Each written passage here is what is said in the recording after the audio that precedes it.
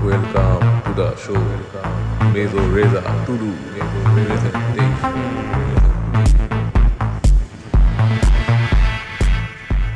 শ্রোতা বন্ধুগণ, আসসালামু আলাইকুম।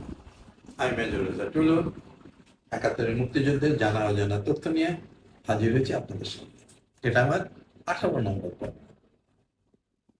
আজকের বিষয়বস্তু হলো বঙ্গবন্ধু শেখ মুজিবুর রহমানের প্রত্যাবর্তন। আসুন মূল পর্বে চলে যাই। 8 জানুয়ারি 1972 সাল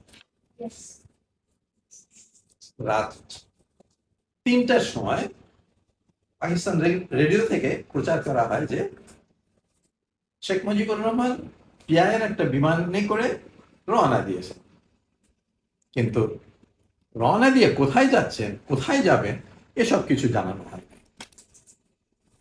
অতঃপর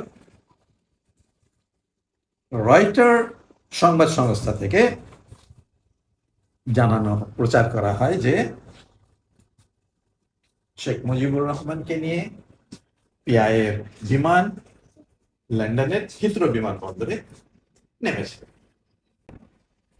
এবং সেই সাথে ভারতের আকাশবাণী থেকে প্রচার করা হয় যে 9 তারিখ সকালে পিআইয়ের বিমান বঙ্গবন্ধু শেখ মুজিবুর রহমানকে নিয়ে লন্ডনের হিথ্রো বিমানবন্দরে নেমেছে।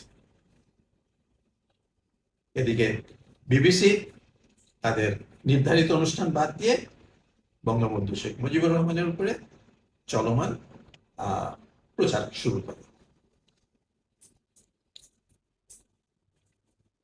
বঙ্গবন্ধু শেখ মুজিবুর রহমান লন্ডনে পৌঁছেছেন এই খবর বাংলাদেশে আসার সাথে সাথে বাংলাদেশের রাজধানী ঢাকা সহ সারা দেশের আপামর জনতা তাকে নিজেদের কাছে পাওয়ার জন্য উদ্গ্রীব হয়ে থাকে।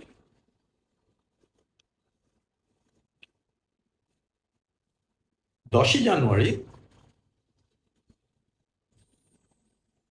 সকালে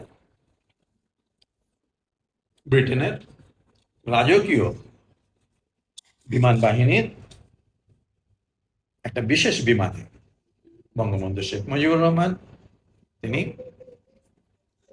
রওনা দিয়ে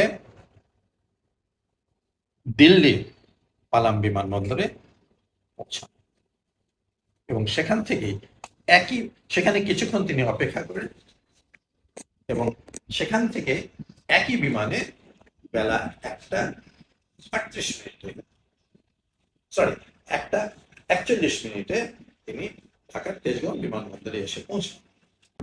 1971 সালের 25শে মার্চ সেই ভয়াল কালো রাত্রিতে বঙ্গবন্ধু শেখ মুজিবুর রহমানকে তার ধানমন্ডির 32 নম্বর বাসা থেকে পাক সেনারা তাকে প্রথমে নিয়ে যায় ঢাকা সেনানিবাসে, পরে লাহোর থেকে 80 মাইল দূরে পাকিস্তানের উষ্ণতম শহর লায়ালপুরের কারাগারে তাকে নিয়ে যাওয়া হয়। তো সেখানে তাকে নির্জন একটা কারাগারে রাখা হয়। পাকিস্তানের কারাগারে বিচারের নামে নক্করজনক প্রহসন চলে।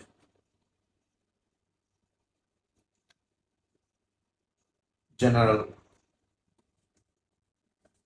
রহিমউদ্দিন ছিলেন এই বিচারের প্রধান, এবং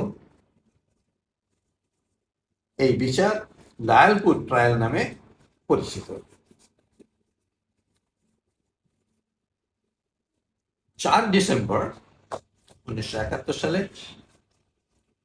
এই কেসের রায় ঘোষণা করে তাকে মৃত্যুদণ্ড দেওয়া হয়, এবং লায়ালপুর থেকে তাকে স্থানান্তর করে মিয়ানওয়ালি শহরের কারাগারে রাখা হয়, এবং সেখানে মৃত্যুদণ্ড আসামি হিসাবে তাকে একটা নির্জন সেলে রেখে দেওয়া হয়।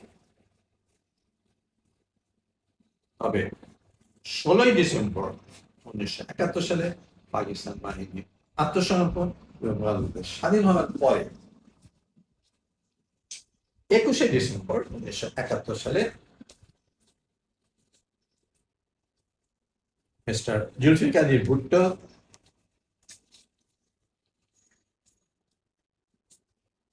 আমাদের জাতির পিতা শেখ মুজিবুর রহমানকে মিয়ানওয়ালি কারাগার থেকে মুক্ত করে প্রথমে ইসলামাবাদ এবং পরে রাওয়ালপিন্ডি নিয়ে আসেন।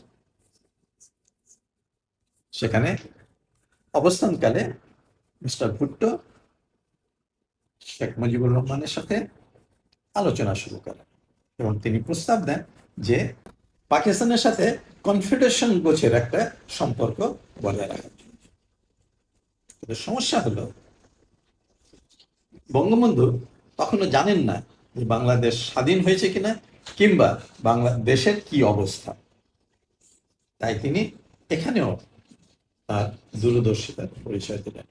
তিনি সাফ জানিয়ে দিলেন যে বাংলাদেশের জনগণের সাথে কথা না বলে আমি কোনো আলোচনায় যেতে রাজি নাই।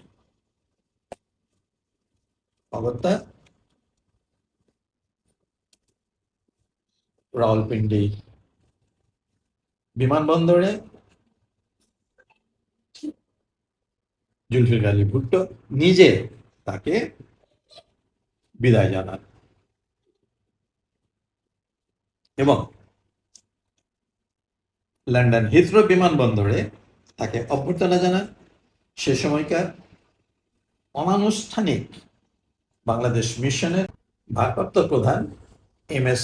রেজাউল করিম, সাবেক কূটনীতিবিদ মহিউদ্দিন আহমেদ এবং মহিউদ্দিন আহমেদ জাগিরদার।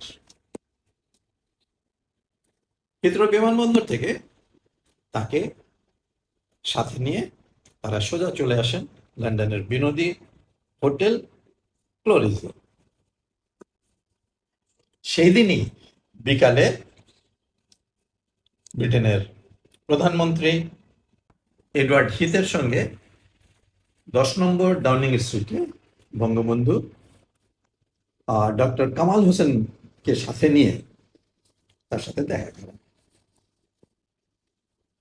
এই সাক্ষাৎকারে তিনি ব্রিটেনের জনগণ ও সরকার তাদের যে প্রত্যক্ষ পরোক্ষভাবে বাংলাদেশকে সাপোর্ট করে গেছে তার জন্য তাকে ধন্যবাদ জানান এবং সেই সাথে তিনি অনুরোধ জানান যে দ্রুত স্বীকৃতি দেওয়ার জন্য। তারই ফলপ্রসূতে ফেব্রুয়ারি মাসের 4 তারিখে ব্রিটেন বাংলাদেশকে স্বীকৃতি দেয়। 10 জানুয়ারি 72 সালে দিল্লির পালাম বিমানবন্দরে বঙ্গবন্ধু শেখ মুজিবুর রহমানকে অভ্যর্থনা জানান ভারতের সে সময়কার প্রেসিডেন্ট ভিভি গিরি ও প্রধানমন্ত্রী ইন্দিরা গান্ধী। এই বিরতিতে দিল্লিতে যে বিরতি নিয়েছিলেন উনি কিছুক্ষণ বিরতি, সেখানে ইন্দিরা গান্ধী একসময় বঙ্গবন্ধুকে জিজ্ঞেস করেন যে উপহার স্বরূপ কি পেলে তিনি খুশি হবেন। বঙ্গবন্ধু তখন জানান যে ভারতের সেনাবাহিনীকে বাংলাদেশ থেকে প্রত্যাবর্তন করাতে তার তিনি চান সেটাই। এবং তারই পরিপ্রেক্ষিতে 12ই মার্চ আনুষ্ঠানিকভাবে বাংলাদেশ থেকে ভারতের সেনাবাহিনী ফিরে আসে এবং ওই দিনই দুপুর 1:41 জাতির পিতা বঙ্গবন্ধু শেখ মুজিবুর রহমান স্বাধীন বাংলাদেশে ঢাকার তেজগাঁও বিমানবন্দরে প্রত্যাবর্তন করেন। বন্ধুগণ, 16ই ডিসেম্বর বিজয় দিবস হলেও তার 25 দিন পর 10 জানুয়ারি এই বিজয় দিবসের পরিপূর্ণতা লাভ করে। সেজন্য এই 10 জানুয়ারি এটা কিন্তু অন্যান্য দিনের মতো না, এটা একটা বিশেষ দিন, আমাদের জাতির পিতাকে ফিরে পাওয়ার দিন। আমাদের জাতির পিতা বঙ্গবন্ধু শেখ মুজিবুর রহমান। বাংলাদেশের মানুষ তাকে ভালোবেসে কত নামেই না ডাকতো। কেউ তাকে মুজিব বলতো, কেউ বা মুজিব ভাই, আবার কেউ খোকা, লিডার, শেখের বেটা, শেখের পোলা, ইত্যাদি ইত্যাদি। আর আপামর জনগণের কাছে তিনি ছিলেন শেখ সাহেব।